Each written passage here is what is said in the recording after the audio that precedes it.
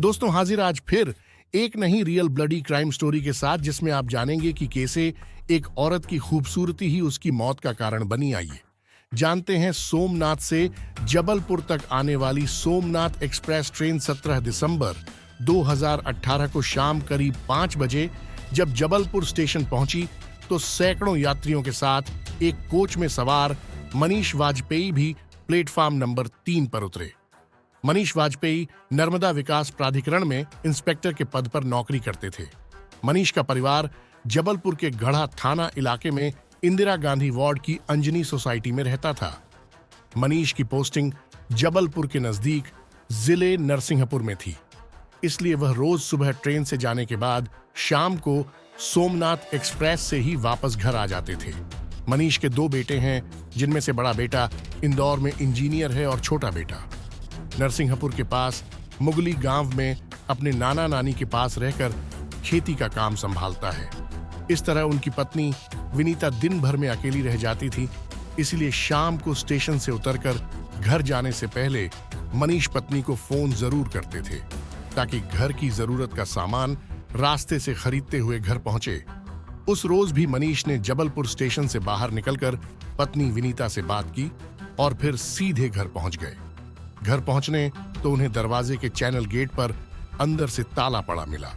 घर में अकेले रहने पर विनीता चैनल पर ताला लगा देती थी। मनीष ने घंटी बजाई और कुछ देर तक पत्नी द्वारा दरवाजा खोलने का इंतजार किया, लेकिन काफी देर बाद भी विनीता दरवाजा खोलने नहीं आई तो मनीष ने कई बार दरवाजा पीटा व घंटी बजाई। उन्होंने पत्नी के मोबाइल पर भी रिंग की, परंतु कोई परिणाम नहीं निकला। इसी बीच पड़ोस में रहने वाले अशोक वर्मा बाहर आए तो मनीष को दरवाजे पर खड़ा देखकर वह 1 मिनट उनके पास रुककर बात करने लगे। तब मनीष ने विनीता द्वारा दरवाजा न खोलने की बात उन्हें बताई तो अशोक शर्मा ने कहा कि हो सकता है कि विनीता वॉशरूम में हो। अशोक मनीष को तब तक अपने घर चाय पीने के लिए ले गए। मनीष अशोक वर्मा के घर चाय पीते पीते भी कई बार पत्नी का मोबाइल नंबर मिलाते रहे, लेकिन पत्नी के मोबाइल की घंटी लगातार बज रही थी पर वह फोन नहीं उठा रही थी। मनीष परेशान थे कि आखिर वह कहां है जो फोन भी नहीं उठा रही। चाय पीने के बाद दोनों फिर बाहर आ गए। मनीष ने फिर से अपने घर की घंटी बजाई पर कोई नतीजा नहीं निकला। फिर मनीष के कहने पर अशोक वर्मा अपने घर के आंगन से बाउंड्री वॉल फांदकर मनीष की छत पर पहुंचे। उन्होंने घर में उतरकर कमरे का नजारा देखा तो वहां उन्हें सब कुछ ठीक नहीं लगा। अशोक को घबराया देख खुद मनीष भी बाउंड्री वॉल फांदकर अपने घर में दाखिल हो गए। जब वह ऊपर की मंजिल पर पहुंचे तो वहां का नजारा देखकर उनके होश उड़ गए। उनकी पत्नी विनीता खून से लथपथ फर्श पर पड़ी थी। विनीता के गले में पतली रस्सी भी बंधी थी और पास ही खून से सना बेसबॉल का डंडा पड़ा था। यह सब देखकर मनीष अपना होश खो बैठे। उन्होंने तत्काल गैलरी के गेट का ताला तोड़कर पुलिस व एम्बुलेंस को फोन किया। घटना की जानकारी मिलते ही गढ़ा थाना प्रभारी शफीक खान पुलिस फोर्स लेकर घटनास्थल पर पहुंच गए। पहली ही नजर में साफ था कि विनीता की मौत हो चुकी थी। गले में रस्सी बंधी थी और चेहरा पूरी तरह से खराब हो चुका था। मामला हत्या का देखकर थाना प्रभारी ने SP Amit Singh, SP Sanjeev, CSP Deepak Mishra को भी घटना की जानकारी दे दी, जिससे एसपी और सीएसपी दीपक मिश्रा के अलावा एफएसएल और फिंगरप्रिंट एक्सपर्ट की टीम भी मौके पर पहुंच गई। इंस्पेक्टर खान ने पूरे मकान का बारीकी से निरीक्षण किया तो पाया कि हत्यारे ने मकान में फ्रेंडली एंट्री की थी। इसका मतलब यह निकला कि हत्यारा विनीता का परिचित ही था। घटनास्थल की जांच और जरूरी कार्रवाई करने के बाद पुलिस ने विनीता की लाश पोस्टमार्टम के लिए भेज दी। पुलिस ने मनीष से पूछताछ की तो उन्होंने बताया कि उनकी शाम करीब 5 बजे विनीता से फोन पर उस समय बात हुई थी जब वह ट्रेन से जबलपुर स्टेशन पर उतरे थे। स्टेशन से घर आने में उन्हें 25 मिनट लगे थे। उसी दौरान विनीता के साथ वारदात हुई थी। चूंकि घर का सभी सामान सुरक्षित था, इसलिए हत्या का मकसद लूट नहीं था। 25 मिनट में इतनी सफाई से हत्या कर हत्यारा भाग ही नहीं सकता था। इससे साफ था कि हत्यारा विनीता के साथ घर में पहले से मौजूद रहा होगा। हत्यारा विनीता का मोबाइल अपने साथ ले गया। मतलब साफ था कि मोबाइल के माध्यम से हत्यारे की पहचान संभव थी। पुलिस ने मृतका विनीता के मोबाइल फोन की कॉल डिटेल्स निकलवाने के अलावा उसके बैकग्राउंड की भी जांच शुरू कर दी। इसके अलावा मनीष वाजपेयी के यहां आने जाने वालों की सूची बनाकर उन सब से भी पूछताछ की। इस दौरान पता चला कि इन सब में से एक परिचित शहर से लापता मिला और उसका मोबाइल फोन भी बंद आ रहा था। इसलिए पुलिस ने शक की सुई उसी आदमी की तरफ घुमा दी और उसका मोबाइल फोन भी बंद आ रहा था। इसलिए पुलिस ने शक की सुई उसी आदमी की तरफ घुमा दी। इसी बीच पुलिस का ध्यान एक ऐसे फोन नंबर की तरफ भी गया जिससे विनीता के पास अक्सर फोन आता था। इस नंबर पर दोनों के बीच व्हाट्सएप पर हुई चैटिंग की पुलिस ने जांच की तो पता चला कि उक्त नंबर वाला युवक विनीता पर अनैतिक संबंध बनाने का दबाव बना रहा था। पुलिस ने इसी बात को ध्यान में रखकर जांच आगे बढ़ाई तो पता चला कि घटना वाले समय उक्त फोन नंबर जबलपुर में ही था। इतना ही नहीं, दोपहर 12 बजे से 5:30 बजे के बीच उसकी लोकेशन भी विनीता के घर के पास के टावर के टच में थी। ये फोन घटना से 3 दिन पहले से जबलपुर में था और घटना वाले दिन सुबह के समय उस फोन से विनीता से बात भी की थी। इसलिए पुलिस ने पूरा ध्यान इस फोन नंबर पर ही लगा दिया। उस फोन का सिम कार्ड शिवकांत उर्फ रिंकू पुत्र धर्मनारायण पांडे, निवासी बड़ा शिवाला, मजनपुर, जिला कौशाम्बी, उत्तर प्रदेश के नाम से खरीदा गया था। पुलिस ने इस संदिग्ध फोन नंबर को सर्विलांस पर लगा दिया। साइबर सेल की मदद से जांच टीम को जानकारी मिली कि उस फोन की लोकेशन कस्बे में कक्षपुर ब्रिज के पास है। टीम तुरंत वहां पहुंच गई और एक युवक को कक्षपुर ब्रिज के पास से गिरफ्तार कर लिया। उसने अपना नाम शिवकांत उर्फ रिंकू बताया। उसके कपड़ों पर खून के कुछ दाग लगे मिले, जिससे पुलिस को पूरा भरोसा हो गया कि विनीता का कातिल कोई और नहीं, रिंकू ही है। पूछताछ में रिंकू विनीता को जानने से भी इनकार करता रहा, लेकिन जब पुलिस ने उसका मिलान विनीता के घर के पास लगे सीसीटीवी कैमरों के फुटेज से किया तो रिंकू दोपहर लगभग 12 बजे विनीता के घर आता हुआ और शाम 5:30 बजे वहां से वापस जाता दिखा। अब रिंकू सीसीटीवी फुटेज को गलत साबित नहीं कर सकता था, लिहाजा चारों तरफ से घिर जाने पर रिंकू ने अपना अपराध स्वीकार कर लिया। उसने विनीता की हत्या की जो कहानी बताई वह हैरान कर देने वाली निकली। कोई 25 साल पहले नरसिंहपुर के मुगली गांव की रहने वाली विनीता की शादी नर्मदा विकास प्राधिकरण में कार्यरत मनीष वाजपेयी के साथ हुई थी। दोनों के 2 बेटे हैं। मनीष संपन्न परिवार के अकेले बेटे थे तो वहीं विनीता भी उच्च परिवार की इकलौती बेटी थी। सरकारी नौकरी में मनीष अच्छे पद पर थे, इसलिए घर में रुपए पैसों की कोई कमी नहीं थी।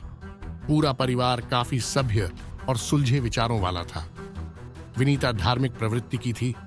वह शहर में होने वाले धार्मिक आयोजनों में अक्सर शामिल होती रहती थी। विनीता जितनी सुंदर देखने में थी उतनी ही वह मन की भी साफ थी। कुछ समय पहले वह एक धार्मिक कार्यक्रम में हिस्सा लेने वृंदावन गई थी। उस कार्यक्रम में कौशाम्बी से शिवकांत मिश्रा उर्फ रिंकू फोटोग्राफी करने वहां आया हुआ था। उस कार्यक्रम में शामिल कई लोग रिंकू से अपने फोटो खिंचवा रहे थे। विनीता को ऐसे मौके पर फोटो खिंचाने का शौक नहीं था, इसलिए वह चुपचाप भीड़ से अलग खड़ी थी। इस दौरान रिंकू की नजर विनीता पर पड़ी तो वह उसकी सुंदरता पर मोहित हो गया। वह विनीता के पास आ गया और विनीता से अपनी फोटो खिंचवाने का आग्रह करने लगा। पहले तो विनीता ने उसे मना कर दिया, लेकिन जब रिंकू ने जिद की तो विनीता ने अपने कुछ फोटो उससे खिंचवाए, जिसके बाद ऑनलाइन फोटो भेजने के लिए रिंकू ने उनका व्हाट्सएप नंबर भी ले लिया। इसके 2 दिन बाद रिंकू ने विनीता के सारे फोटो व्हाट्सएप से भेज दिए। साथ ही फोटो खिंचवाने के लिए उसने विनीता का आभार भी व्यक्त किया। विनीता जैसी खुद सरल स्वभाव की थी, वैसा ही वह फोटोग्राफर रिंकू को समझ रही थी, लेकिन रिंकू ऐसा था नहीं। कुछ दिन बाद फोटो मिलने की बात पूछने के बहाने रिंकू ने विनीता को फोन किया और दोस्ती बढ़ाने के लिए वह उससे मीठी मीठी बातें करने लगा। धीरे धीरे जब उसने विनीता के घर का पता सहित उसके बारे में सब कुछ जान लिया तो वह अपनी औकात पर आ गया। व्हाट्सएप मैसेज भेजकर वह विनीता से उसकी खूबसूरती की तारीफ करने लगा और बातों बातों में उसने उससे अपने प्यार का इजहार भी कर दिया। विनीता को यह बात अजीब लगी। कोई दूसरी महिला होती तो शायद वह उसकी शिकायत पुलिस से कर देती, लेकिन विनीता ने ऐसा न करके पहले उसे समझाने की कोशिश की। लेकिन वह उसे जितना समझाने की कोशिश करती, रिंकू उतनी ही आशिकी भरी बातें करता। विनीता ने एक गलती जो की थी वह यह थी कि जिस रोज रिंकू ने पहली बार उससे इश्क का इजहार किया था, उसी रोज उसे बात पति को बता देनी चाहिए थी, पर नहीं बताई। दरअसल उसका सोचना था कि वह अपने स्तर से इस समस्या को सुलझा लेगी, लेकिन अब पानी सिर से ऊपर पहुंचने लगा था। समस्या कितनी बड़ी है, इस बात का अंदाजा उसे उस रोज लगा जब रिंकू कई दूसरे कार्यक्रम में फोटोग्राफी करने जबलपुर तक आने लगा। विनीता के घर का पता उसने पहले ही ले लिया था। उसे यह भी मालूम था कि विनीता अक्सर घर पर अकेली रहती है, इसलिए वह रोज अचानक ही वह उसके घर आ धमका। उसके घर आकर भी वह उससे अपने प्यार का इजहार करने लगा। इस पर विनीता ने उसे समझाया, देखो रिंकू, मैं शादीशुदा हूं, इसलिए मुझसे इस तरह की उम्मीद करना गलत है। मैं शादी करने की बात कहां कर रहा हूं, मैं तो केवल साथ में एक रात बिताने की मांग कर रहा हूं, रिंकू ने बेशर्मी से कहा। उसकी बात पर विनीता को गुस्सा तो बहुत आया, लेकिन कोई तमाशा खड़ा न हो, इसलिए उसे समझा बुझाकर वापस भेज दिया। लेकिन इस घटना के बाद वह विनीता को व्हाट्सएप पर काफी अश्लील मैसेज भेजने लगा, जिससे तंग आकर विनीता ने उसे सख्त शब्दों में आगे से कोई मैसेज या फोन न करने की चेतावनी दे दी। रिंकू ने पुलिस को बताया कि वह विनीता की खूबसूरती का इतना दीवाना हो चुका था कि वह हर हाल में उसे पाना चाहता था। घटना वाले दिन जब वह जबलपुर आया तो उसने पहले ही निर्णय कर लिया था कि इस बार विनीता के घर से खाली वापस नहीं आएगा। इसलिए उस रोज मनीष के नरसिंहपुर के लिए रवाना होते ही वह उसके घर पहुंच गया। घर पहुंचकर वह विनीता पर अपनी बात मनवाने का दबाव बनाने लगा, लेकिन विनीता ने साफ तौर पर उसकी बात मानने से इनकार कर दिया। इतना ही नहीं, उसने रिंकू से वहां से चले जाने को कह दिया, लेकिन रिंकू उसके घर पर जमकर बैठ गया। इस पर विनीता ने उससे कहा कि अगर अब भी वह सही रास्ते पर नहीं आया तो वह उसकी सारी व्हाट्सएप चैटिंग पति को दिखाकर उसकी शिकायत पुलिस से भी कर देगी। पर विनीता की बात का रिंकू पर कोई असर नहीं पड़ा। इसी बीच शाम 5 बजे मनीष ने जबलपुर स्टेशन आकर विनीता को फोन किया तो उस समय रिंकू वहीं बैठा था। उसे लगा कि आज विनीता अपने पति को सब कुछ बता देगी, इसलिए विनीता के साथ वह जबरदस्ती करने लगा। उसका सोचना था कि अगर वह किसी तरह से संबंध बनाने में कामयाब हो गया तो शायद वह उसकी शिकायत पति से नहीं कर पाएगी। लेकिन विनीता ने रिंकू को धक्का देकर खुद से दूर कर दिया और बचने के लिए वह ऊपर के कमरे में भागी, जहां पीछे से रिंकू भी पहुंच गया। उसी समय रिंकू ने साथ लाई पतली रस्सी उसके गले पर कस दी, जिससे उसकी सांस रुक गई। फिर पास रखे बेसबॉल के डंडे से उसके चेहरे पर बेहताशा वार किए। उसे लगा कि यह मर चुकी है, तो वह वहां से विनीता का फोन लेकर भाग गया। उसने विनीता का फोन कक्षपुरा ब्रिज के पास छिपा दिया था, जो पुलिस ने बरामद कर लिया। रिंकू का सोचना था कि विनीता ने उसकी पहचान के बारे में किसी तीसरे को जानकारी नहीं दी है, इसलिए उसका नाम कभी भी इस मामले में सामने न आने पर वह कभी नहीं पकड़ा जाएगा। पर उसकी सोच गलत साबित हुई। पुलिस ने रिंकू से पूछताछ करने के बाद उसे न्यायालय में पेश किया, जहां से उसे जेल भेज दिया।